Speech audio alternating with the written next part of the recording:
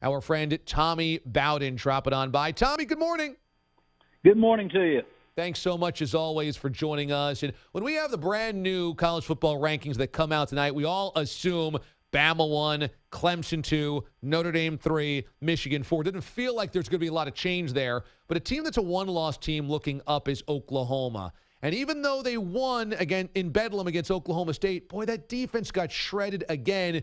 Do you think the College Football Playoff Committee will ding Oklahoma because their defense has been so bad this season?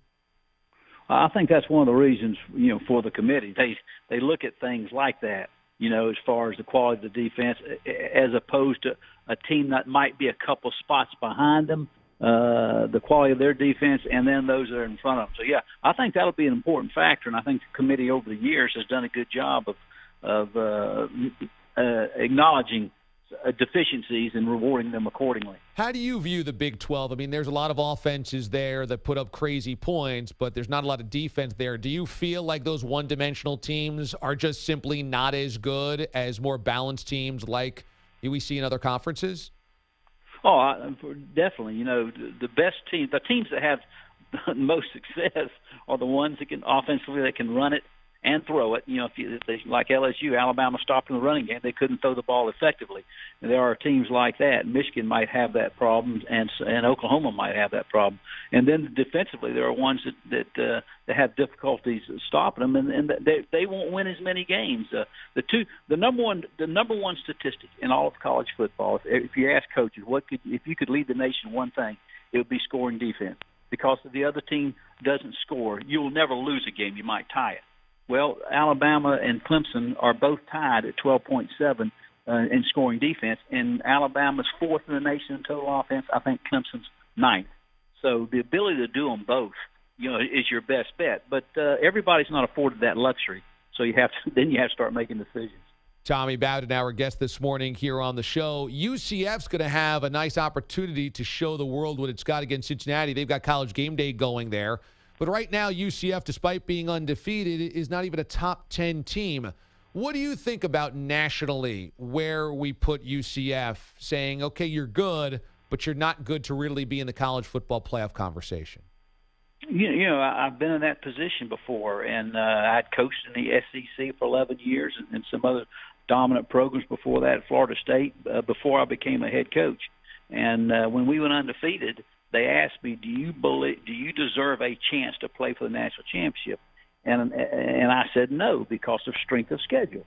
And that needs to be a huge part of the puzzle as you put these teams together, ranking them in college football. And their schedule does not merit it. And the head coach there needs to do what Scott Frost did, go to Nebraska. And you see that Scott Frost hasn't mentioned very much about how high Central Florida should be rated, because he's experienced his own difficulties when you go back-to-back to this particular case, Big Ten homes, Ohio State, Michigan State, Wisconsin, back-to-back, how difficult that is. I know he knew that at Central Florida when he was there, because of his experience with Nebraska back when he was playing there. But I don't think they deserve a chance simply because of strength of schedule. What will they end up playing? Maybe one team in the top 25 possibly at the end of the year? Yeah, I think so. And, UCF would say, well, we beat Auburn last year in the Sugar Bowl, and, we deserve a crack at it. But I think the counter argument is, if you put UCF in the ACC or you put Central Florida in the SEC, what would they be? In your mind, what type of team would they be if you dropped them in a power conference? Well, I think that's where depth is going to really show up. I'm sure Central Florida puts 11 quality players on the field offensively and defensively.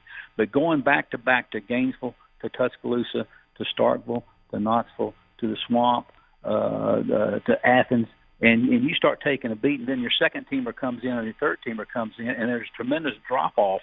That's where the problem arises. It's not a one game where you go out there and beat an Auburn in one shot. Can you do it back-to-back, which these other teams are having to do? They're having injuries or discipline or transfer casualties. You guys, leaving and going home. You do that, and all of a sudden you got to go to Tuscaloosa after losing somebody with injury. It's a different story. So I don't think they would fare very well. Simply not because they have some quality players, but it's the depth that you need in college football, because it's not a contact sport; it's a collision sport. And when you have that collisions like that, there are injuries that usually occur. Tommy Bowden, ACC Network, joining us this morning here on the DA Show on CBS Sports Radio. Alabama's going to be 1 tonight. Clemson's going to be 2. We know that. The question is, how close is Clemson to Alabama? How wide do you think that gap is, if at all, between those two programs? Oh, it's not very wide at all. You know, they played a couple times now and split, I believe. So they're both quality teams. They both recruited well, got good staffs, but they've got the key ingredients.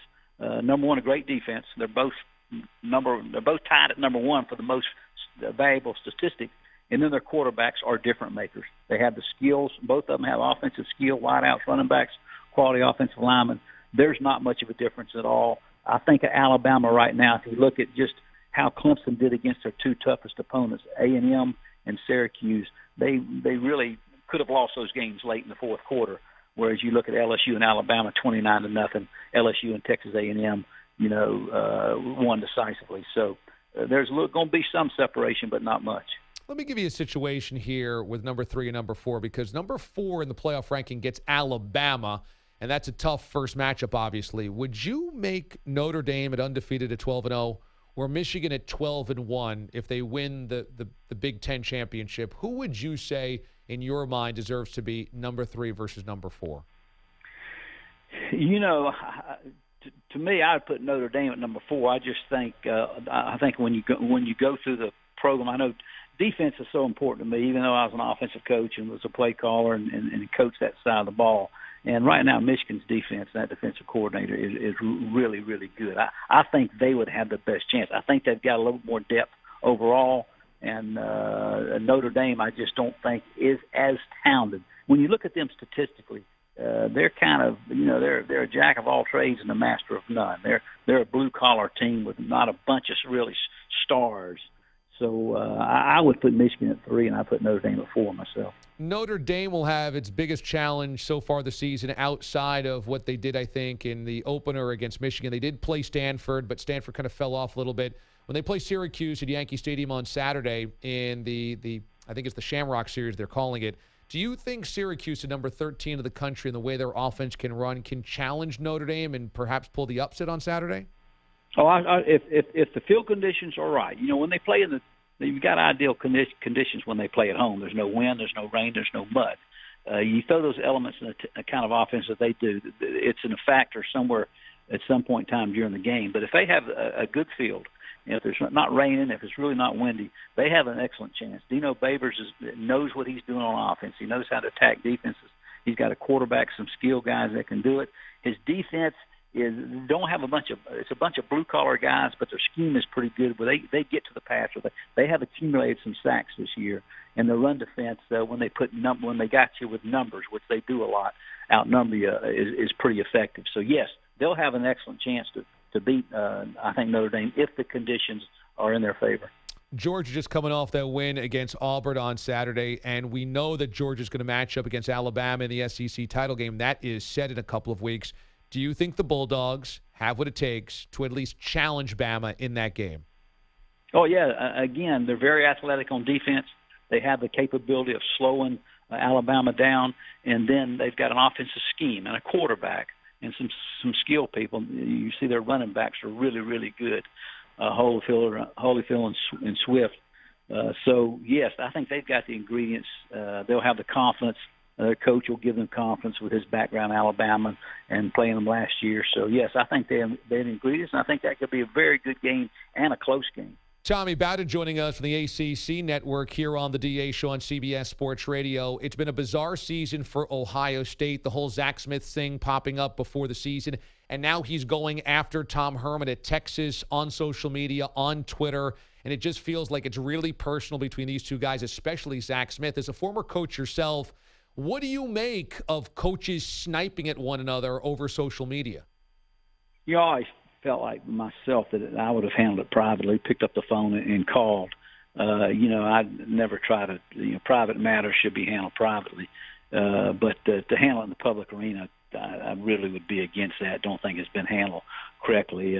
You just don't know his personal circumstances and what he's going through, the pressure he's under, and maybe trying to defend his honor or his name. But I would have definitely handled it differently and handled it privately with a phone call if it were an issue. And it seems like for Zach it might have been.